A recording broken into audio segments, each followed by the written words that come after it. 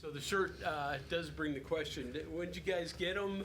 Did you appreciate? Did he say something to you in the locker room about the no excuses? Where'd that come from? When did you first get to it? I think we got the shirt like a month ago. Oh, Yeah, like, I think we got a shirt a month ago. It was just like, I mean, we was just sitting on our chairs when we came back from practice one day. So yeah, that's where the shirt came about. You guys use that phrase often, especially when you have the injuries that you guys have had to deal with and stuff like that? Yeah, we've been saying that since the summertime. Just no excuses.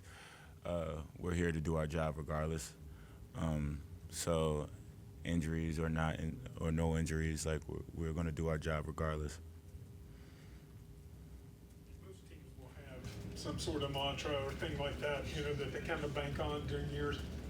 Sometimes it doesn't take, though. Sometimes it looks like it's taken, like it is with you all. Is that due to personalities, the character of you all involved? What do you think makes it work? It's the identity of our coaching staff and how they coach us. Is very open with us.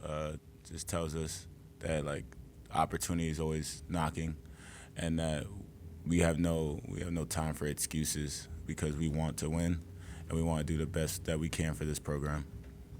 So there's kind of a two-part question. You played a lot of college basketball, a lot of games, big games, conference games. Have you ever been involved, feeling-wise, like the Kansas game? Have you ever experienced anything like that? No, I've never experienced anything like that. That atmosphere was amazing. The crowd was crazy. I could barely hear myself think, but it was a good environment for our team to go into and come out with a win. So the second part is, there's a lot of guys on the roster that probably felt the same way you. How do you go from that to, okay, hey, we got a game coming up on Saturday? There's a euphoric high and then getting ready for another game. Is that fair? Is that possible? Yeah, like we preached in the locker room right after the game that it's okay to be excited about this win, but it's on to the next because we didn't win anything yet. Right. We understand we haven't arrived, that we still have so much improvement to do. So like we just on to the next chapter. After that night and New Year's Eve, whatever, we just flip the script and we get ready for another good team that's coming to play us. The trip back was better than the trip up, right? Yeah, most definitely was. Toby, what did you do and/or feed Eduardo over Christmas for that game? How did that come from Jersey? I think he just got the New York and Jersey experience a little bit.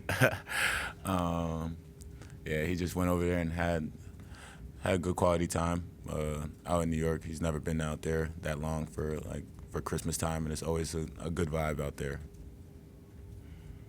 You mentioned that the team hasn't arrived yet. There's still things you can improve on. So where do you guys where can you get better?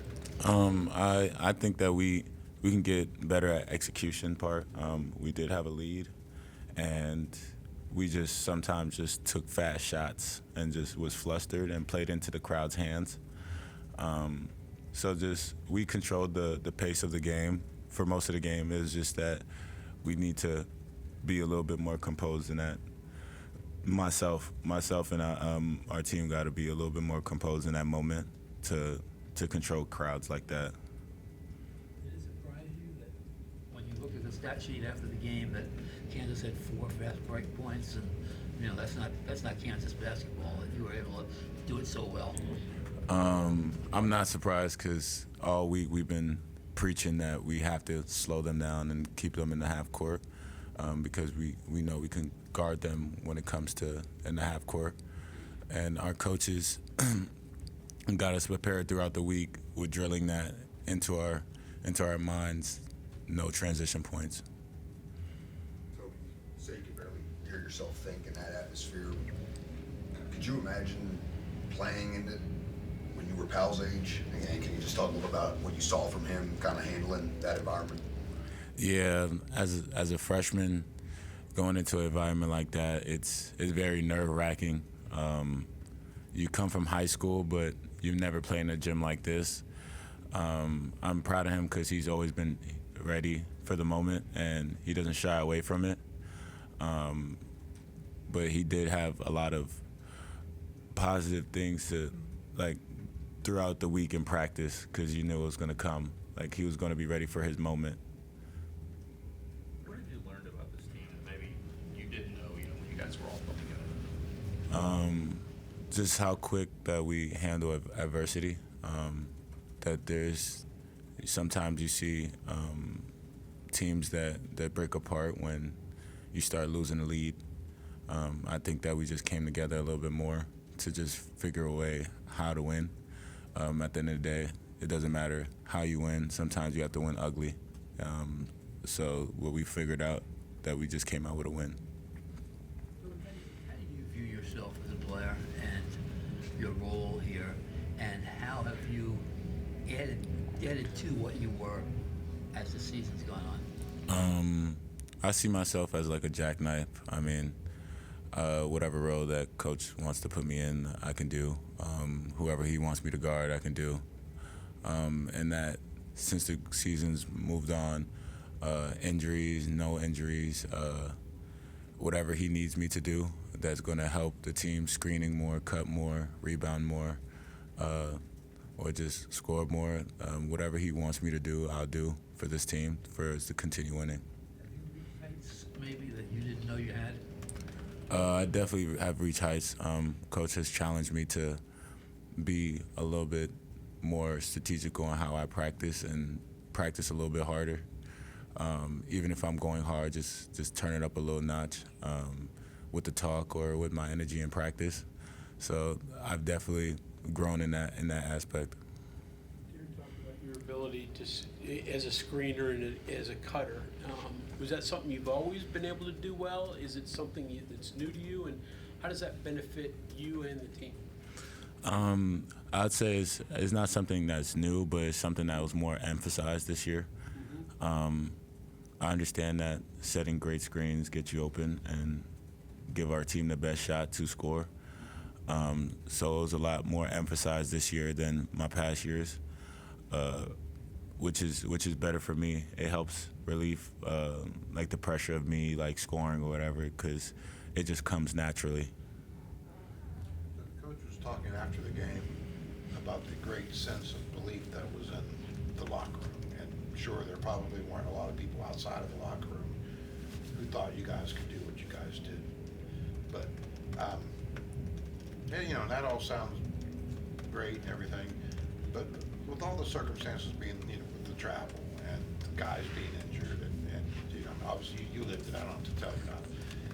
The fact that you guys still had that belief, why? I mean, what goes behind that? Because there were a lot of odds, obviously, against you guys that I'm sure you guys recognized. I mean, yeah, I would say that a regular team would just take that as another excuse to lose a game, and at the end of the game, we're going to say we didn't get any sleep. We didn't.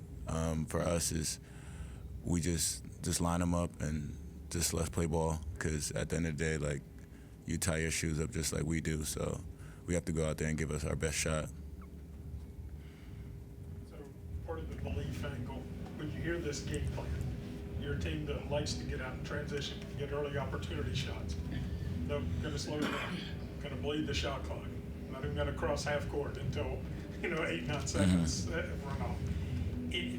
How long does it take you to recognize in the flow of the game, hey, this is working? We were coached to do this game. We can win playing this way. We watched a lot of film, and our coaches got us ready for this specific game, that we can get whatever we want offensively just because we cut and we screen, that we can play our game and slow it down and take them out their rhythm defensively. So our coaches definitely had us prepare with the game plan for us to slow the game down in the half court. That could be hard to do. It seems like, hey, we're all fired up. Let's go. We're going to play Kansas. You get that? Is that a thing of every time across, bringing the ball up, you're saying, okay, got to remember what we're doing here? Yeah, it's just honestly game planning. It might be, if we have a fast break opportunity, of course we'll take it, but for the most part, is just playing the long game. We know that we have two halves to play, and we want to play into our hands, not their hands. Toby, can you take me through the inbound pass that they stole and then the play you made on defense there? Because that's quite a roller coaster right there. Yeah. The inbounds pass I thought he was open. I ended up throwing a turnover, but I couldn't just melt there because I knew the time and score. So I just tried to make the play on the ball as best as possible and try to get a stop. And it worked out in our favor. And we came out with a win because that was a roller coaster, but we and my team have no time to be focusing on the turnover that just happened. We just have to get a stop and get the rebound. The nerve to go up and try to make that play in that building, you don't maybe know that like us do, I guess, but like, did you even think I shouldn't go up, I shouldn't try? Like what Sincere did, like that was a close play, but I mean, or was it just instinct, I have to go up? Yeah, Protect him? the best thing was to just jump wall in that situation because he was already going to meet me at the block, and that I already have 4 fouls, so I'm going to use that last foul, like, if anything, because I don't want them to win the game. Simple as that, and that we need to come out there with a win. So. Does that come up in all the cut-ups they show you in the film the day after, just that quick sequence and highlight, low light? We haven't looked at film yet. We have looked at film, but it's just plays that we know that the 15th guy on our team is going to take. That's going to do for us. It's nothing like very glorified because we know that that's how we play every single day and that we treat every single possession like that. So you're talking about films. You've played elsewhere. How different are the film studies here? Are they more intricate? Do they get on you more or less? Or how different is watching film with Coach DeVries and your coaches? Watching film with Coach DeVries and the other coaching staff on like our film studies is very specific. Game planning wise, we're not in there for too long because we understand that like our minds will start wandering. So like they break it up in bits and pieces, and maybe before practice, individually they'll show you some clips on who you guarding specifically, which helps game planning wise. Because if you know your player that you're guarding, it helps the game plan of how we're going to guard you guys. You got your point across about how you were going to handle the big guy. Yeah. Pretty well. I mean, Yeah. It seemed like everybody on the team knew what he was going to do and when he was going to do it. Is that normal, or was that a little extra? That was normal. That's how we game plan for every other game before. Doesn't matter who we play. That's how we study film every single day. So on that last defensive play, you walled up. According to the rule book, that can never be a foul on you, but you know from experience a lot of times that gets called, maybe with Sincere's, Yeah. maybe with some other.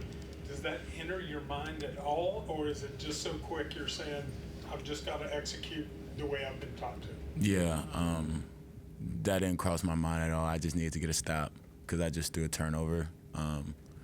And the number one thing when you throw a turnover is just get it back. Like, just get it back. And that's what I tried to do, and that's what ended up happening. Sometimes they might call a foul, but I can't control that.